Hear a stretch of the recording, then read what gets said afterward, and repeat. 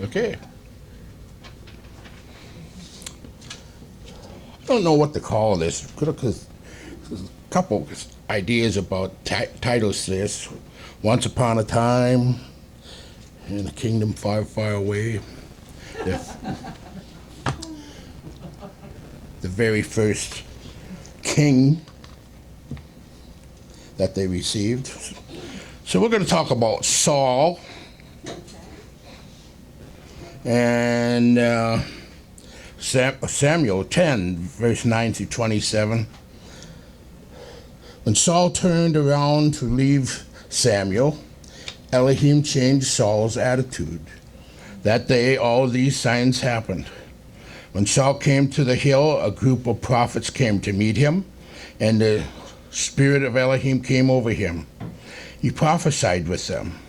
When all who had known him before saw how he prophesied with the prophets, the people asked one another, "What has happened to the son of Kish? Is Saul one of the prophets?" But a man from that place asked, "But who's the chief prophet?" So it became a proverb, "Is Saul one of the prophets?" And when he had finished prophesying, he came to the worship site. Saul's uncle asked him and his servant, "Where did you go?" Saul answered, "To look for the donkeys. And when we couldn't find them, we went to Samuel." Saul's uncle said, "Please tell me what Samuel said to you." "He assured us the donkeys had been found," Saul answered to his uncle. But Saul didn't tell him what Samuel said about him becoming king. Samuel called the people to come into the presence of Yahweh at Mizpah. He said to the Israelites, "This is what Yahweh Elohim of Israel says. I brought Israel out of Egypt and rescued you from the power of the Egyptians and all the kings who were oppressing you. But now you have rejected your Elohim, who saves you from all your troubles and distresses.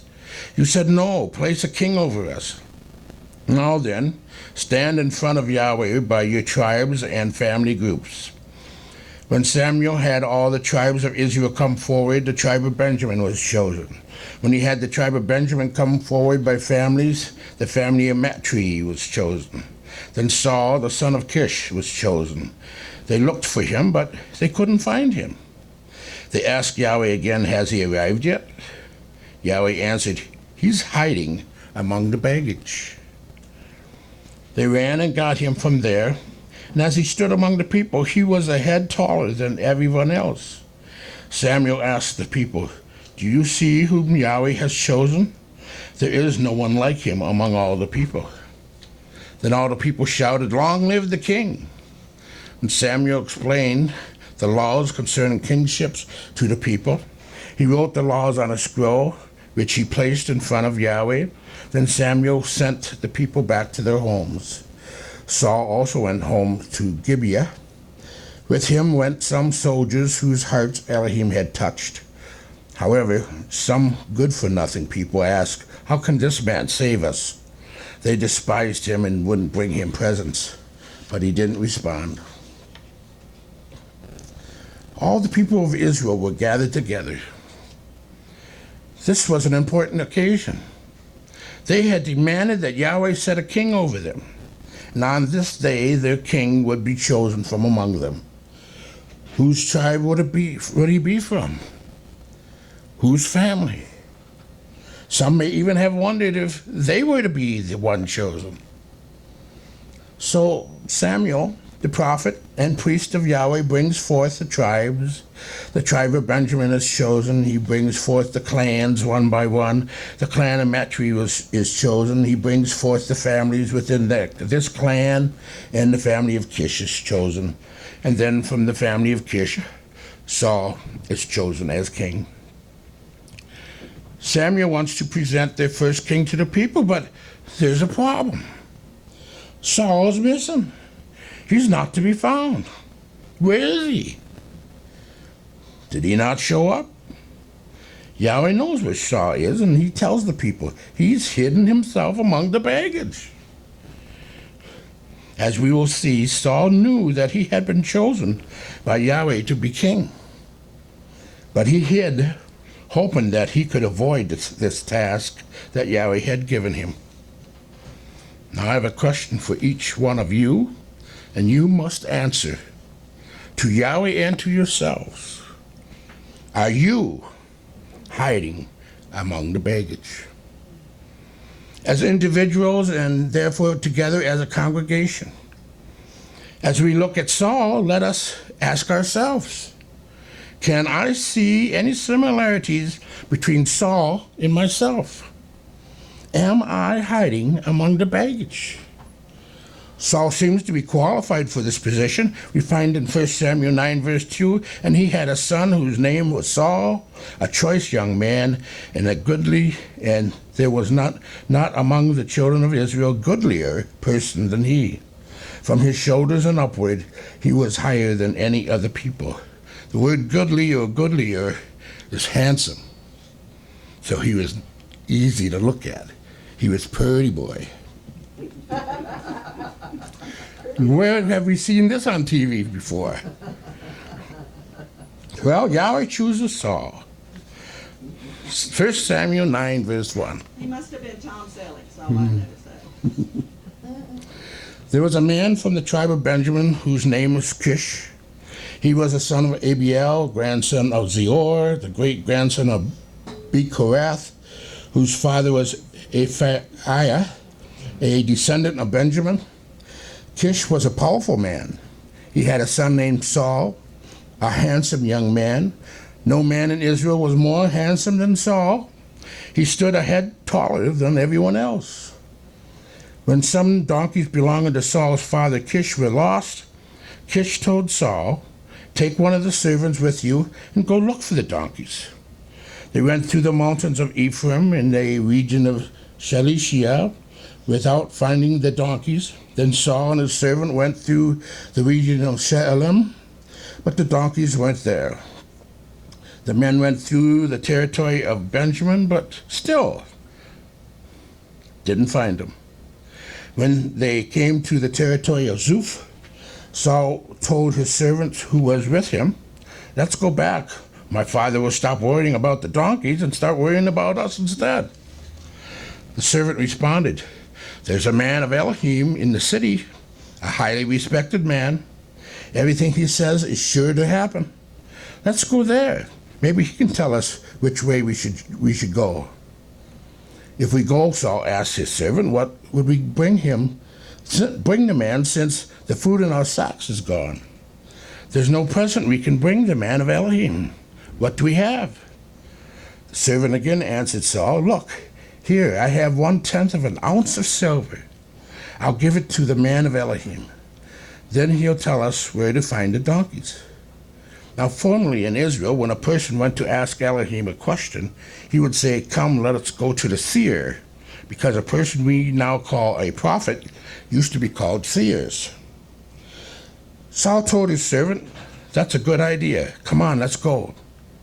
They went to the city where the man of Elohim was, and as they were going up the hill to the city, they met girls coming out to get water.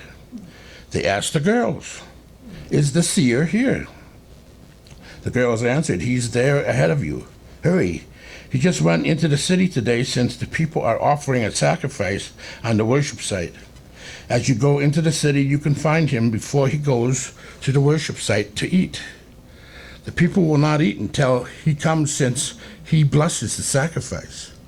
Then those who are invited may eat. Go, you should be able to find him now." So Saul and his servant went to the city. As they entered it, Samuel was coming towards them on his way to the worship site. Now Yahweh had revealed the following message to Samuel one day before Saul came. "About this time tomorrow I will send you a man from the territory of Benjamin. Anoint him to be ruler of my people Israel. He will save my people from the Philistines, because I have seen my people suffering, and their cry has come to me." When Samuel noticed Saul, Yahweh told him, "There's the man I told you about. This man will govern my people." Saul approached Samuel inside the gateway and said, "Please tell me where the seer's house is." Samuel replied, "I am the seer. Go ahead go ahead of me to the worship site. You will eat with me today. In the morning, I will let you go after I tell you all that's on your mind. Don't trouble yourself about the donkeys that were lost 3 days ago, because they've been found. Who will have all that is desirable in Israel? Won't it be you and your father's family? Saul replied, I'm a man from the tribe of Benjamin, the smallest tribe of Israel. My family is the most insignificant of all the families of the tribe of Benjamin. So why are you saying such things to me? Samuel brought Saul and his servant to the banquet hall and had them sit at the head of the guests, about 30 people. Samuel said to the cook, Bring me the portion of the sacrifice meat that I gave you and told you to put aside. So the cook picked up the leg and thigh and laid it in front of Saul. Samuel said, This was kept in order to be laid in front of you. Eat it. When I invited people to the feast, I set it aside for you. Saul ate with Samuel that day. Then they left the worship site for the city. They spread blankets on the roof for Saul, and he slept there. At dawn, Samuel called to Saul on the roof, Get up, it's time for me to send you away. Saul got up, and both he and Samuel went outside. And as they were going towards the city limits, Samuel told Saul, Have your servant go ahead of you. He went ahead. But you stay here, and I will tell you Elohim's word. In 1 Samuel 10, we read Samuel anoints Saul as the king of Israel, and he is also anointed into this position, but also empowered by Yahweh to carry out his task. So 1 Samuel 10:1. Samuel took a flask of olive oil, poured it on Saul's head, kissed him, and said, Yahweh has anointed you to be ruler of his people Israel. You will rule his people and save them from all their enemies. This will be the sign that Yahweh has anointed you to be ruler of his people. When you leave me today, 2 men will be at Rachel's grave on the border of Benjamin at Zelzah. They will tell you, We found the donkeys you went looking for. Your father no longer cares about them. Instead, he's worried about you. He keeps asking, What can I do to find my son? Keep going until you come to the oak tree at Tabor. There you will find 3 men on their way to worship Elohim at Bethel. One will be carrying 3 young goats. One will be carrying 3 loaves of bread. One will be carrying a full wineskin. They will greet you and give you 2 loaves of bread, which you should accept from them. After that, you will come to the hill of Elohim, where the Philistines have a military post. When you arrive at the city, you will meet a group of prophets prophesying as they come from the worship site. They will be led by men playing a harp, a tambourine, a flute, and a lyre. When the Spirit of Yahweh will come over you, you will be a different person while you prophesy with them. When these signs happen to you, do what you must, because Elohim is with you. Go ahead of me to Gilgal. Then I will come to sacrifice burnt offerings and make fellowship offerings. Wait 7 days until I come to you what to do. Now when Saul turned around to leave Samuel, Elohim changed Saul's attitude. That day, all these signs happened. When Saul came to the hill, a group of prophets came to meet him, and the Spirit of Elohim came over him. He prophesied with them. When all who knew Saul before he prophesied with the prophets, the people asked one another, What has happened to the son of Kish? Is Saul one of the prophets? But a man from that place asked, But who's this chief prophet? So it became a proverb, Is Saul one of the prophets? And when he had finished prophesying, he came to the worship site. Saul's uncle asked him and his servant, Where did you go? Saul answered, To look for the donkeys. And when we couldn't find them, we went to Samuel. Saul's uncle said, Well, tell me what Samuel said. He assured us the donkeys had been found. But Saul would not tell him what Samuel said about him becoming king. Samuel called the people to come into the presence of Yahweh at Mizpah. He said to the Israelites, "This is what Yahweh Elohim of Israel says. I brought you, Israel, out of Egypt and rescued you from the power of the Egyptians and all the kings who were oppressing you. But now you have rejected your Elohim, who saved you from all your troubles and distresses. Here I am, I'm saving you. I brought you out of Egypt, and you want a king. You said, no, place a king over us, like all the other people. Now then, stand in front of Yahweh by your tribes and your families group." When Samuel had all the tribes of Israel come forward, the tribe of Benjamin was chosen. Then the tribe of Benjamin came forward, all the family of Matri was chosen. Then Saul, the son of Kish, was chosen. They looked at him. They looked for him, but they couldn't find him. They asked Yahweh again, "Is he arrived yet?" Yahweh answered, "He's hiding among the baggage." They ran and got him from there, and he stood among the people, and he was head taller than everyone else. "See whom Yahweh has chosen? There's no one like him among all the people." Then all the people shouted, "Long live the king."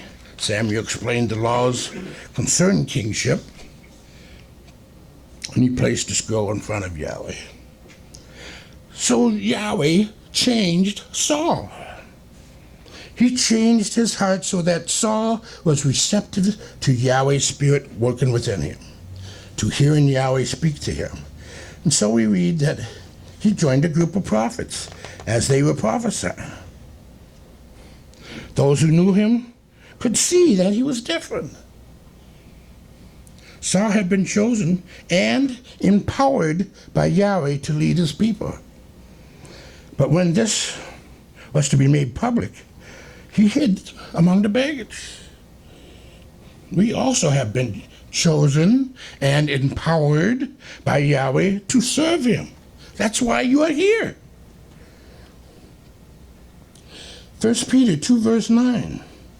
"But you are a chosen people, a royal priesthood, a holy nation, a people belonging to Yahweh, that you may declare the praises of him who called you out of darkness into his wonderful light." In case you forgot, the Torah is a light, the lamp that shines to our feet on how we should walk. Each one of us has been chosen by Yahweh to be his disciple and to make known to others what he has done. We have been anointed with the Holy Spirit and given gifts to serve him, to proclaim his name and salvation to other people. Are we doing this? Are you? Do people know that you are Yahweh's and you are showing his word and love to others? Or are you hiding among the baggage? The word for baggage in Hebrew means a number of things. It includes implements, weapons, clothing, carriages, furniture. It includes the things we carry around with us, the things we possess. It's not easy to carry baggage around with us. We go to Walmart and carry our bags to our car, across the parking lot, and then we go back home. But the baggage I want to talk about today is not this kind of baggage. Just like the real baggage that Saul was hiding among was not the baggage that hid among that he hid among, but rather the baggage that he carried around with him. Baggage that would make him hesitate to accept the task Yahweh had given him, and which would hinder him from effectively carrying it out. And what is included in this baggage? First, Saul failed to trust Yahweh. Instead, he trusted in his own strength and power. When he first heard that he was to be king, he said in 1 Samuel 9:21, "But I'm just a Benjamite from the smallest tribe of Israel, and not my clan the least of all the clans of the tribe of Benjamin? Why do you say such things to me? He felt inadequate to be the king because he could not trust Yahweh fully. Even when he was to wait for Samuel to offer sacrifices, Saul went ahead and made the sacrifices himself when he felt it took too long. He wanted to start the battle before his men would grow weary of waiting. When we rely on our strength rather than the trust of Yahweh, we are hiding among the baggage of faithlessness, of not being willing to serve Yahweh because we fail to trust that his power is sufficient to enable us to serve him. That baggage is part of many of our lives. One of our sins is the sin of self-negativism, of seeing ourselves as weak, unworthy, and insignificant, of putting ourselves down, thinking that we will make little difference. Well, we can, but we must act in faith, and we must trust that Yahweh will use us. As we are called to take authority, we have been given authority to bring the good news by our Commander-in-Chief, Yeshua Messiah. We must not look at our weakness, but we must look at his strength. Another part of the baggage for Saul was his fear of what people would think or say. At one point in 1 Samuel 15, Saul told by Yahweh to completely destroy the Amalekites and their animals. After the battle, when Samuel heard the lowing of cattle and the bleating of sheep, he confronts Saul for not obeying Yahweh. And Saul gives Samuel a reason for this disobedience. In 1 Samuel 15:24, then Saul told Samuel, I have sinned by not following Yahweh's commandment or your instruction. I was afraid of the people and listened to them. Throughout the reign of Saul, we see how he listens to what people say and often acts in response to little thought. It was listening to the people's praise of David that led him to be jealous of David. In 1 Samuel 18:7, 8, and 9, the woman who was celebrating saying, Saul has defeated thousands, but David tens of thousands. Saul became very angry because he considered this saying to be insulting. To David they credit tens of thousands. The only thing left for David is my kingdom. From that day on, Saul kept an eye on David. We also carry baggage of the fear of people and what they think. It is also one of the sins of many of us individually. We are afraid to serve at times because of what others will think. If we share the word, will others reject us? If we pray out loud, will we sound good enough? People are watching us and we are very self-conscious. This has prevented us from using our Yahweh-given gifts and from being used by Yahweh. We must not fear man. Proverbs 29, verse 25. The fear of man brings a snare, but whoso puts his trust in Yahweh shall be safe. Saul also was inconsistent in his heart and actions. Yahweh had given him a heart that would hear the Lord, but he also followed the ways of his sinful heart. Twice when he was hunting down David, could have killed Saul, but did not do so. Each time Saul honored David and said he would not harm him, but soon he would be after him again. He even consulted a psychic when Yahweh would not speak to him. In a sense, Saul was too pragmatic. Do whatever seems to work, whether it is Yahweh's way or his own. I believe we often hide among this type of baggage. One day we want to serve Yahweh, but the next we follow other things to get in. We allow other things to get in our way. We live in both Yahweh's word and in the world, and the cares of the world Our jobs, our money, our possessions prevent us from being used by Yahweh. We are inconsistent in our desire to serve Yahweh. And one more item of baggage, the baggage of disobedience and religiosity. Saul, as we've seen, often disobeyed Yahweh, and yet he was good at making sacrifices to Yahweh. He went through the motions of outer worship. At Gilgal, he offered sacrifice to Yahweh, but was disobedient in doing this, because, as we said, he was to have waited for Samuel. Again, when he failed to destroy the animals or the Amalekites, he said he wanted to use them for sacrifice. And this is what Yahweh responded to him in 1 Samuel 15:22. And Samuel said, "Has Yahweh as great delight in burnt offerings and sacrifices as in obeying the voice of Yahweh? Behold, to obey is better than sacrifice, and to hearken than the fat of rams." We also struggle with the sin of disobedience and religiosity. We often are content to worship Yahweh with our lips on Sabbath, but fail to obey his word. So we so easily fail to forget that Yahweh brought us together to reach out to the lost. We are often just going through the traditions of congregation without having a living faith that leads us to live obedient lives. We are hiding among the baggage. We have mentioned just a few. The failure to trust Yahweh, the fear of man, self-negativism, and religiosity. But we may also carry the baggage of unforgiveness and failure to confess past sins. I believe Yahweh wants to do much through us.